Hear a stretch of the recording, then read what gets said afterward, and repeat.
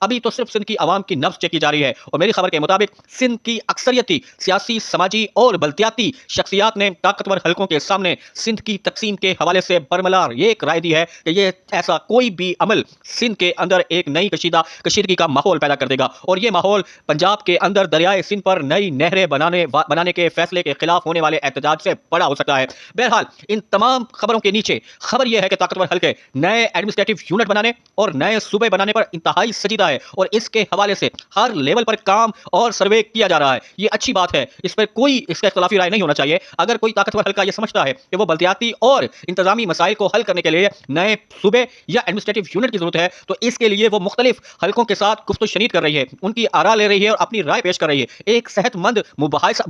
اور مباحثہ ہو رہا ہے، اور اس کے بعد کوئی کنکلوژن ہوگا تو جو بھی فیصلہ ہوگا وہ خیر کا فیصلہ ہوگا۔ بہرحال طاقتور حلقوں کی جانب سے نئے صوبوں کی بات صرف بات نہیں بلکہ یہ منصوبہ آن کارڈ ہے، لیکن یہ منصوبہ میری خبر کے مطابق، میری اسیسمنٹ کے مطابق سندھ میں ہونے والی حالیہ سرگرمیوں کے حوالے سے تھوپا نہیں جائے گا، بلکہ اگر یہ دیکھا جائے گا کہ ہاں وہ بہت بڑی تعداد کو قائل کرنے میں کامیاب ہو گئے ہیں تو ہی اس فیصلے کی طرف بڑھا جائے گا، ورنہ اس فیصلے کو مؤخر کر دیا جائے گا۔